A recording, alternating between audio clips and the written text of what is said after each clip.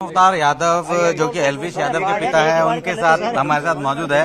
Sir, जिस तरीके का एक शिकायत हुई, जिस तरीके की शिकायत की गई आपके बेटे के खिलाफ कि किस तरीके से इसको देख रहे हैं, कब आपको पता लगा कि ऐसे उसके मेरे को पता लगा, यहाँ से फोन गया था कि भाई हम यहाँ से बोल रहे हैं। उसके बाद तो कई फोन आए हैं, शायद 3 बजे के आसपास या 3:30, कुछ पता नहीं टाइम को। मैंने कहा मैं आ रहा हूँ भाई, क्योंकि मेरा गुड़गांव काम था स्कूल से, और मैं आया भी हूँ जैसे, क्योंकि ये तो बेबुनियाद सारी चीजें हैं। इन चीजों का अब आप लोग का भी काम है हाईलाइट करना भी, और भाई फिर दोबारा भी।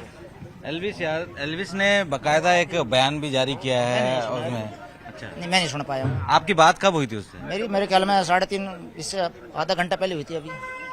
क्योंकि जिस तरीके का मामला उनके ऊपर दर्ज है, संगीन भी है, और जिस तरीके की धाराएं हैं, क्योंकि वाइल्ड लाइफ से संबंधित धाराएं हैं, काफी संगीन धाराएं हैं। अच्छा, क्या उसके बारे में क्या आपको कोई जानकारी दी गई है अभी तक इस बारे में? कहाँ फुर्सत है इन चीजों की? कैसी बात कर रहे हो कि क्या इन चीजों की कहाँ फुर्सत है कि वह भैंस हम पालते हैं, गाय हम पालते हैं, कुत्ते बिल्ली हम पालते हैं, रोटे, मतलब देखो सांप तो नहीं पालते भाई हम। सांप तो जहरीला होता है, हमें तो डर लगता है। तो अब ये कह रहे हैं, सुना है कि भाई कोई पता नहीं क्या बता रहे हैं, कोबरा वोबरा, भाई इनका तो नाम ही वैसे खतरनाक होता है। मतलब जिस तरीके का एक स्टिंग किया गया, भाई स्टिंग है तो फिर आप चला दो उसको यार। स्टिंग है तो उनके पास कुछ भी चले, वो तो फिर उसमें तो कुछ है ही नहीं। मेरा तो मेरी वैल्यू नहीं है फिर तो, या हमारी या किसी की भी। क्या बात कही जब आपसे बात हुई थी एल्विश की, तो उसने क्या बताया? बेटा ठीक रहा, कहा बोला मैं भाई क्या चल रहा है? बोला कुछ नहीं है पापा जी, देख लो क्या क्या वो चल रहा है, कैसे कैसे लोग होते हैं, मगर भगवान उसको सद्बुद्धि दे। मैंने तब भी यही कहा है कि आप जब हम चोरी नहीं है तो डरने की क्या आवश्यकता है?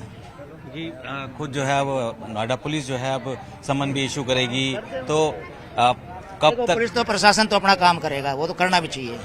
अगर मैं आपके कर दूं तो समझ सकते हो आपकी। ये तो इन्वेस्टिगेशन ज्वाइन करेगा? व्हाई नॉट, बिल्कुल। अगर उसकी जरूरत पड़ेगी जाएगा वो, बिल्कुल जाना चाहिए।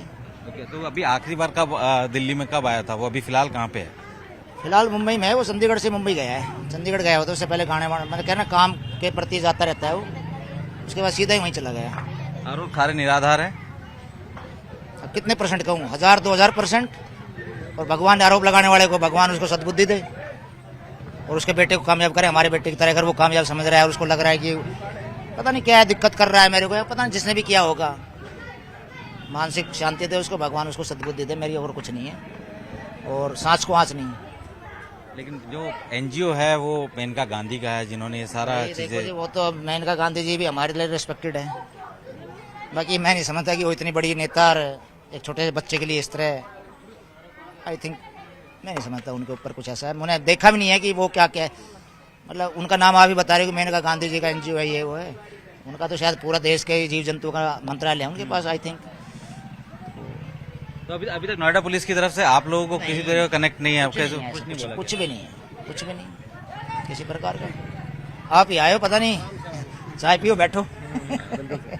शुक्रिया। तो जाहिर सी बात है कि जिस तरीके के आरोप लगे हैं, शिकायत हुई है, उसको लेकर उनके पिता ने साफ तरीके से कहा कि इनके बेटे का इससे कोई भी संबंध नहीं है, और ये इन्वेस्टिगेशन में जरूरत पड़े तो जरूर आएगा। ये एल्विश का घर है जो कि इस वक्त तक बंद था। अभी थोड़ी देर पहले उनके पिता आए, जब उनके पिता से बात की गई तो उन्होंने यही कहा कि हम लोग गाय पालते हैं, भैंस पालते हैं, लेकिन सांप तो हम लोग नहीं पालते हैं। आरोप उन पर लगाए गए हैं, किसने लगाए हैं उसके बारे में जानकारी बहुत ज़्यादा उनके पास भी नहीं है। हालांकि बात ज़रूर हुई है एल्विश से, और एल्विश ने कहा कि मुझे नहीं पता कि किस तरीके का ये मामला हुआ है, कौन मेरे पे आरोप लगा रहा है, किस तरीके की बातें हुई हैं। और अभी फिलहाल एल्विश मुंबई में है, और ज़रूरत पड़ेगी तो वो ज़रूर इन्वेस्टिगेशन में हिस्सा लेगा।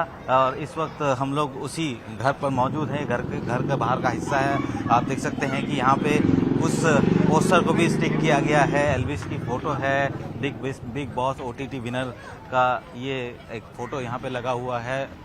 इस पूरे इलाके में अगर वजीराबाद की बात करें, गुरुग्राम के वजीराबाद की बात करें, तो यहाँ पे एक यूट्यूबर के तौर पर पहले काफ़ी सारी ख्याति ये पा चुका था। उसके बाद जैसे जैसे बिग बॉस में आया तो और ज़्यादा इस पूरे इलाके में उसको लोग जानने लगे, और अब एक बार फिर से एल्विश सुर्खियों में है। लेकिन इस बार की सुर्खियाँ दूसरे तरीके की हैं। इस बार की सुर्खियाँ ऐसी हैं जो कि सीधे तौर पर उसको एक मुजरिम की कैटेगरी में डाल रहे हैं। और यही वजह है कि यहाँ पे हाल फिलहाल में अड़ोस पड़ोस में बहुत ज़्यादा लोग बात तो नहीं कर रहे हैं, लेकिन उनके पिता ने ज़रूर बात की और उन्होंने ये भी कहा कि इस बारे में जानकारी है, लेकिन क्या मामला है अभी तक नोएडा पुलिस ने भी उनसे कोई किस तरीके का संबंध या संपर्क नहीं साधा है। लेकिन यह है कि एल्विस अभी मुंबई में है, एल्विस से उनकी बात हुई है और उसने भी इन पूरे आरोपों को निराधार बताया है। और कुछ देर पहले ही एल्विस ने भी एक वीडियो जारी किया था, उस वीडियो में भी ये बात कही थी कि जो भी आरोप, जो भी बातें कही जा रही हैं उसके खिलाफ,